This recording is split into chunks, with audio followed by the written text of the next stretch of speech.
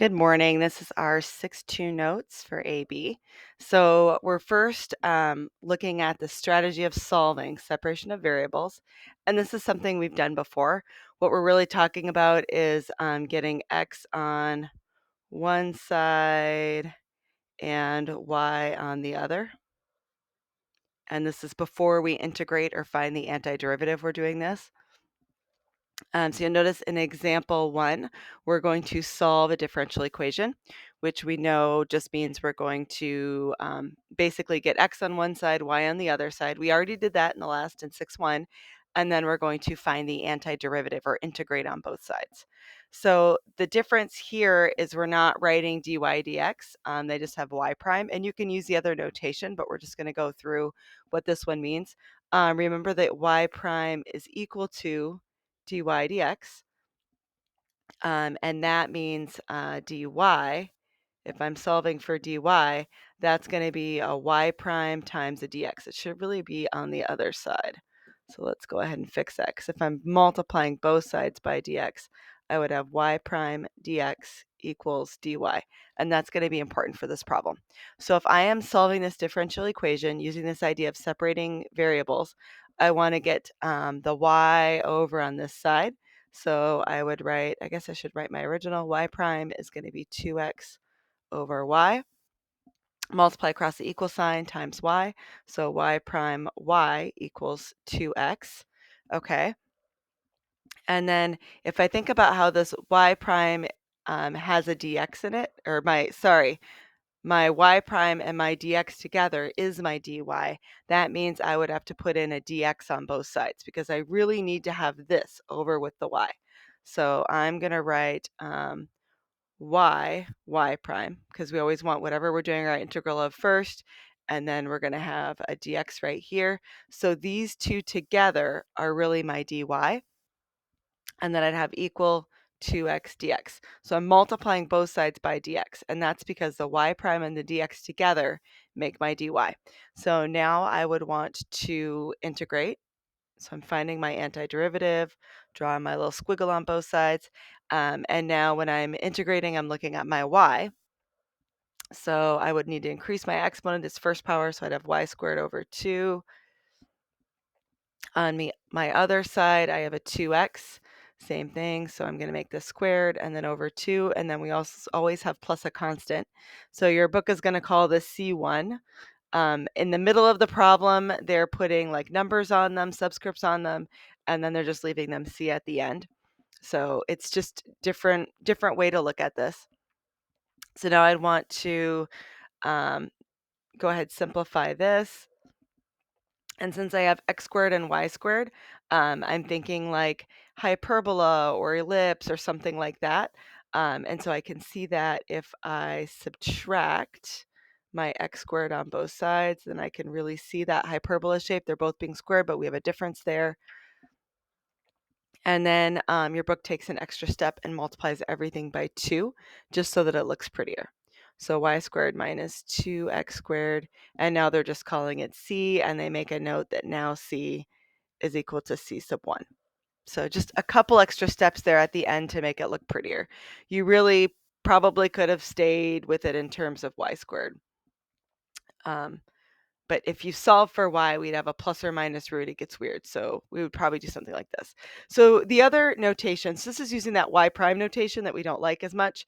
So Leibniz notation is what we've been working with, and that's the dy dx. And actually most people prefer it, not just us. So if we did that instead of my y prime here, I would write my dy dx equals 2x over y. And then we'd multiply across the equal sign, so we'd have y dy equals 2x dx. See, this is already just much more familiar. And then we're going to integrate both sides. And so we'll get y squared over 2 equals 2x squared over 2 plus c. So from here, it's really the same. It's just a little bit clunky here, I feel like, with having to put the dx on both sides and then recognize that this is really equal to dy. So today we're really looking at growth and decay models. There's a really cool thing in your book here that I'll show you in a second that kind of links this theorem here, or links what growth and decay models are with this theorem. So I'm going to show you that. But basically what we're saying is the rate of change of a variable y. So rate of change, so that's going to be, we know when we look at rates, we're talking about derivatives, and that's going to be dy dt. So rate of change with respect of y. So this is my rate of change of y is going to equal, that's the is part, and then it's proportional to our value of y itself. So that means I've got to have some kind of constant of proportionality. So we're going to put a k in there, and then we're going to write y. So this is our rate of change of y. Here's our is. The k means proportional, and then we have the value of y. So the proportional part is k, this part's y, we've got our equals, and then this part is our dy dt. So if we actually work through and integrate this, it leads us to this theorem 6.1. It gives us this function that we use for exponential growth. And this should look familiar. This is the same as like PERT here, basically. So you could write a equals PERT like we did before, or you could write y equals, but we have our initial value, e, and then we've got a rate times time. And just like before, we have growth when k is greater than 0. So if our r in here for PERT, or if our k over here is something positive, it's going to be growth. And if it's something negative, we have decay. So it's just like what we did before. But what's really cool now with calculus is just the way these two are related. And if you look at page 414 in your book, it's going to show a proof for those two. So just really quick, if you're looking at your book, there is the proof part. And they just go through and they show this constant of proportionality that they came up with, the dy dt equals ky, and they go through the integration process and then show you how those two are related. And so it's just really cool. So something to look at on your own. So we're going to be using this today. A lot of the problems are going to be algebra, well, maybe not algebra 2. These are a little bit trickier than algebra 2, but definitely pre-calc level problems. So that's going to be the first probably 3/4 of your assignment. I thought there was only 3 or 4 problems that really is going to be anything new. So we start out with, this is more of our pre-calc level problem. We have 10 grams of this isotope. We know what the half-life is. And we want to know how long for 10 grams to be decayed to 1 gram. So we're going to solve for time in the end. So in order to answer our question, first we have to have some kind of exponential model for that. So that's what we're going to do first. So first we're going to find the rate of decay. So if we think about our model, our y equals ce to the kt power, and remember, you could say that's PERT instead. I don't really care. That means we're going to find k. So it doesn't seem like we have a whole lot of information, but the half-life means whatever I start with here, I'm going to have half as much of that left over. So what that means is that if I have 20 over here for my initial amount, now I'd have 10. Or if I have 50 over here for my initial amount, now I have 25. So that tells me that if I look at this ratio of y over c, I have half left. So this is really going to be 1/2. And I also know what my t is, right? My half-life is that 24,100 years. So I'm really going to have k times 24,100. So I do have enough information to set this up. So we are solving an exponential equation. I have base e here, so I'm going to do a natural log on both sides. And at this point, I'm going to write it as 0.5. And then from here on out, it's really just a lot of showing work. But the math is not difficult. I'm solving for k. I just switched the order on these to make it prettier. I know if I'm taking a natural log of something that's e to a power, that's gone. So now I would have 24,100k, and we'd solve. And I'm writing really tiny because I probably could have made these notes 3 pages. Okay. And then for my value of k, I'm just copying off my notes from before, the first time I did this. Let's see, 1, 2, 3. I had 4 0, 0.0000, and then I had 28761. That was equal to my k. And so what that does now is I actually have a model. So I know that I can find my amount left, that's my y, by putting in my initial amount, and then I have e raised to that negative 0 point, all those zeros, 28761 times t. So this is actually enough to use this formula now. So when I am now actually finding the answer to my question, how long does it take from 10 grams to decay to 1 gram? My 10 grams is going to be that initial amount right here. And then I'm going to put 1 over here. I'm going to be solving for t. So I'm going to go ahead and plug everything in. So now I have 1 equals 10e to the negative 0 point, that big number. And we're going to want to divide both sides by 10. So I've got 1/10 left this time. And it just gets a little bit annoying writing these decimals down every single time, but hopefully this is familiar. Let's see, that's going to be the natural log of 0.1. And this is where I'd be tempted to show less work, but I know I want you to be able to follow what I'm doing.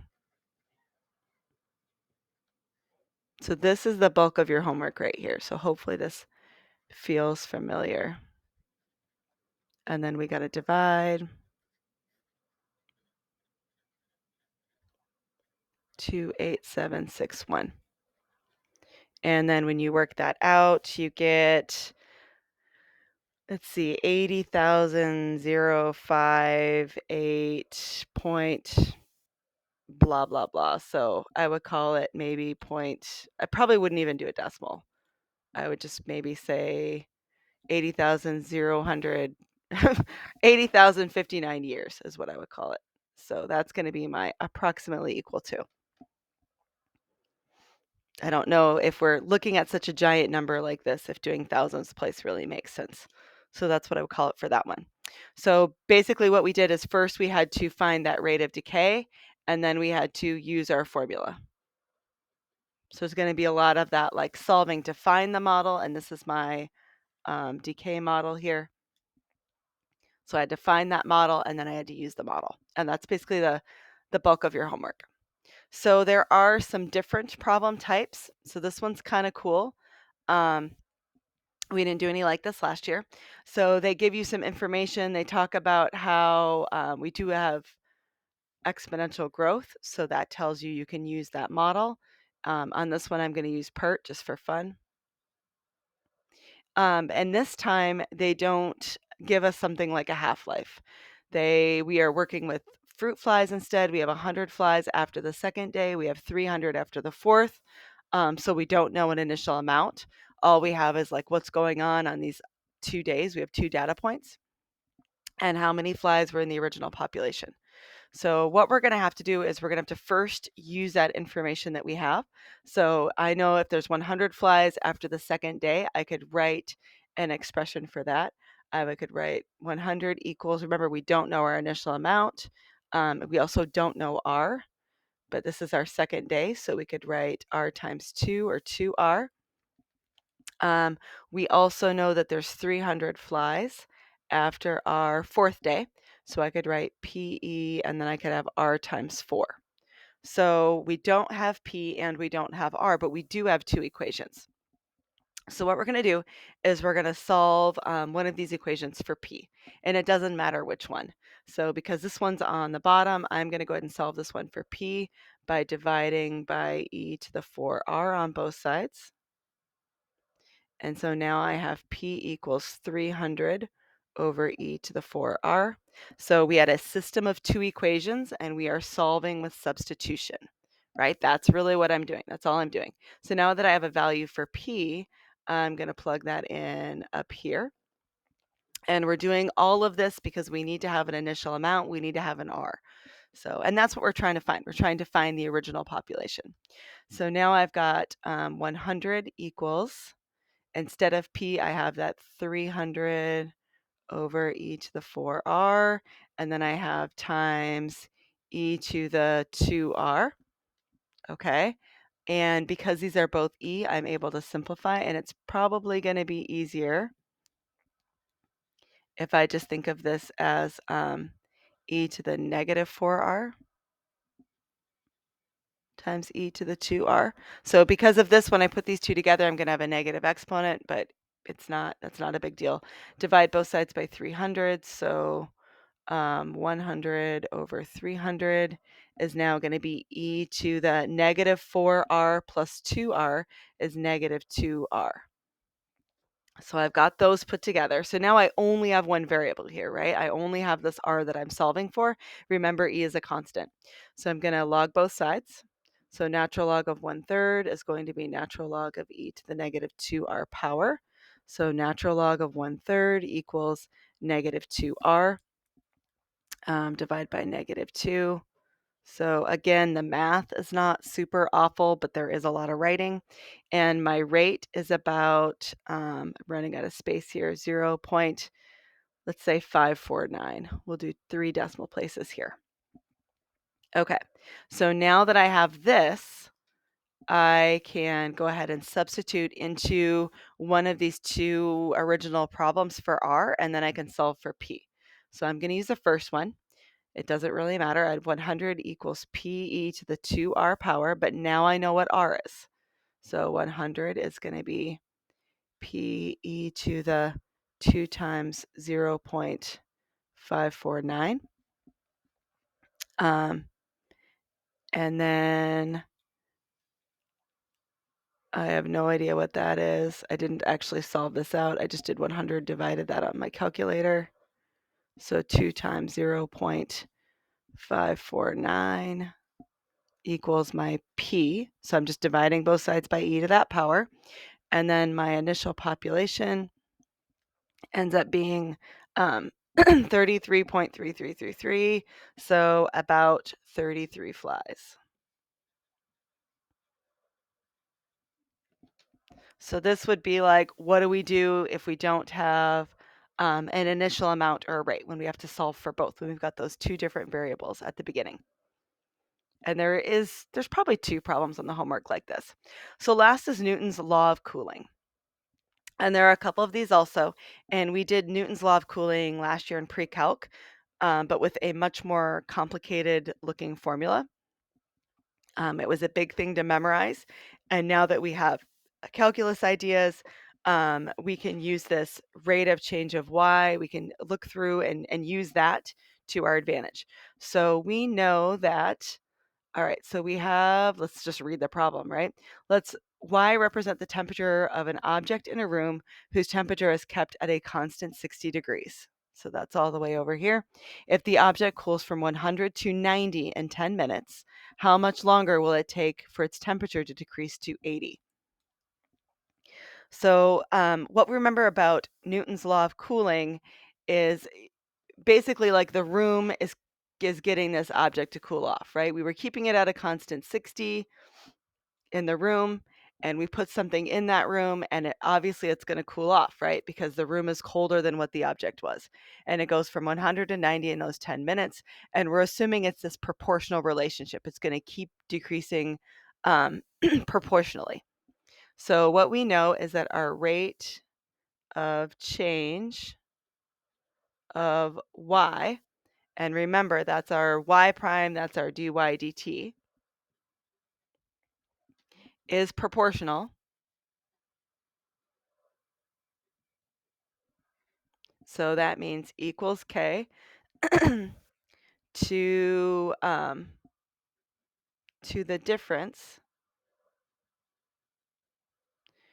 between, and this is where it gets a little bit tricky, our temperature of our object, y, and then the 60 degrees that the room is being kept at.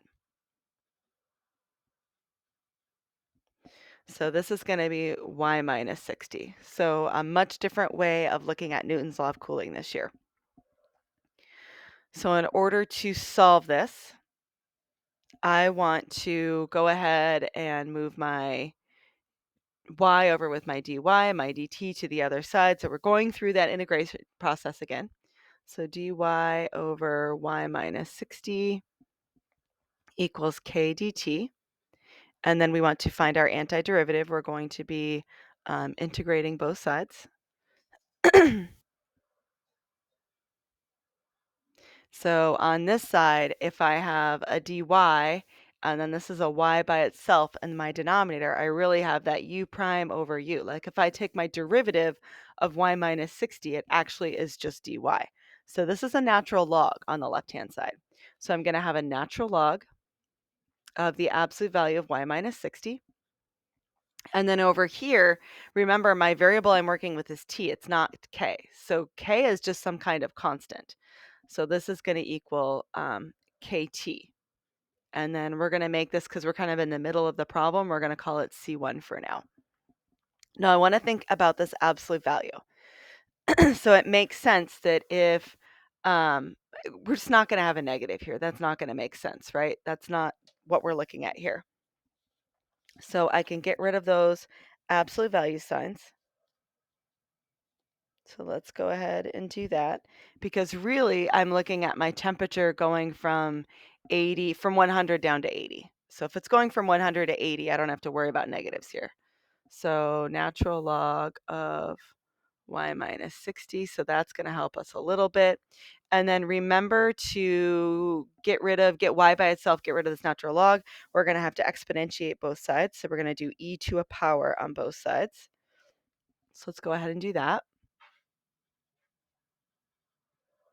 I can hear my dog scratching, so I'm like, no, I need to finish this before the howling and the barking starts, but it's a long math problem. So on this side now I have y minus 60. And then we have e to the kt. So remember what we did before, where there's a plus sign here. We said, well, that's really e to the c sub 1 power. Because if I'm adding, that's the same thing here, right? If I put the e's together, same base, I would be adding those exponents. So to put them back together, I'd be adding. So I can break it apart this way. And then this, I can really let that be that whole new constant. So I'm going to write y minus 60 equals c. So now I'm using a big C that doesn't have a subscript, e to the kt power. So this should be super familiar. It's what we did on the last two examples. And I'd want to add 60 on both sides.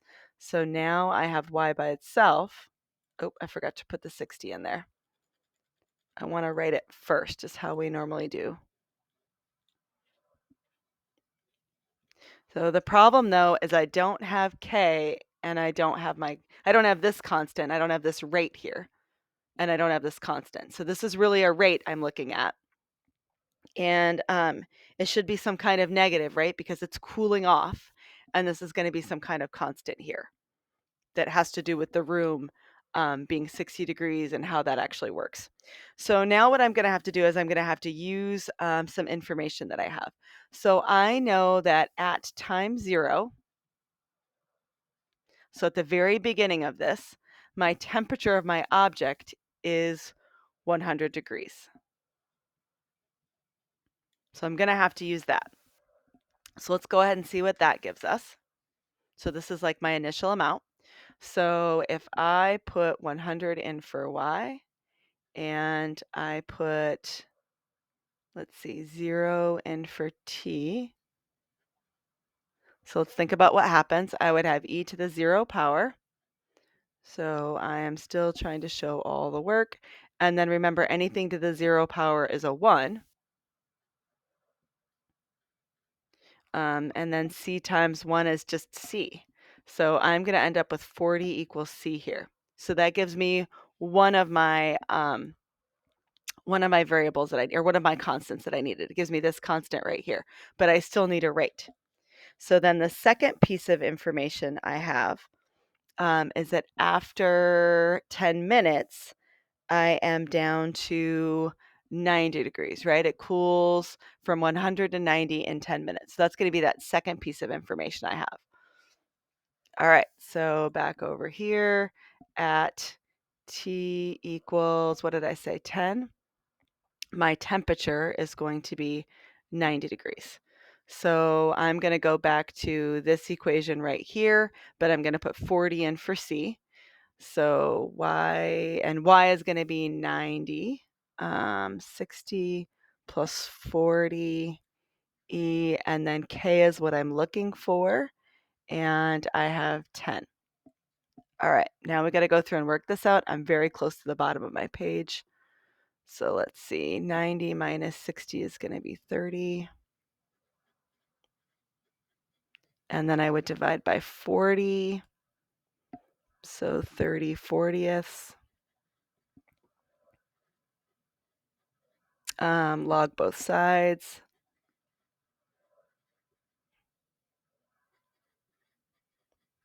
All right, I think I'm going to just put this over here now.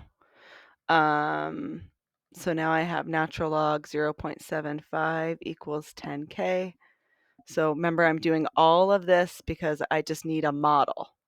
So I'm solving for those constants in my model. And remember, I'm predicting because this is cooling off, it should be some kind of decay. I should have something negative. And so what did I get before for this? I got negative 0.02877. So I'm just keeping extra decimal places basically here, aren't I? All right, so now that I have this, I can actually write out my model. So my model is going to be this one I have circled here, except I have a number for C. And so this is a constant right here, and then my rate that's up here for the exponent. I have something for both of those. So now I have a model. So the model I have is y equals 60 plus 40e to the negative 0.02877t. So that's my model. I guess I need to move my paper a little bit. And now what the heck was I actually trying to answer? How much longer will it take for the temperature to decrease to 80 degrees? So now I want the temperature to be 80, and I'm solving for the time.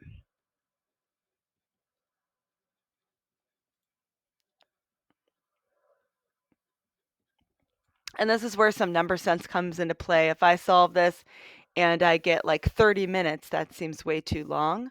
But if I solve it and I get 5 minutes, that's not long enough, right? It just took 10 minutes to cool down to 90 degrees. We might not expect it. There's a little bit less and it's a little bit cooler. We probably don't expect it to take another 10 minutes. But it gives us a frame of reference. And so that we're solving this, we have some kind of number sense. All right. So let's see. Minus 60 minus 60. So I would have 20. Let's see.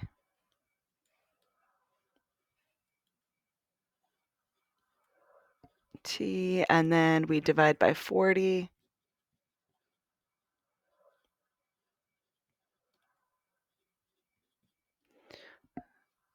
Natural log on both sides. You end up just doing the same process, like logging both sides over and over again. And like I said, writing out the work gets a little bit tedious. And I know we are not a fan of decimals, but it's not bad. And it's definitely not bad if you can skip some work steps, unlike me, where I'm writing everything down. Okay, so when I solve this for t and plug this into my calculator, let's see, what the heck did I get earlier? I got about 24.09 minutes, which doesn't mean, it doesn't exactly answer my question. We want to know how much longer. Well, it's already been cooling. I have to remember this includes that 10 minutes it's already been cooling. And so really I'd want to say about 14 minutes more.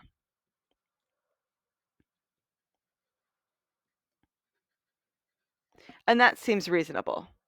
It's interesting. I wasn't sure if to cool that next 10 degrees, if it would take longer or shorter. There's less stuff to cool off, but it does seem like the longer you go, the longer it takes, if that makes sense. Like it's going to cool more quickly at first.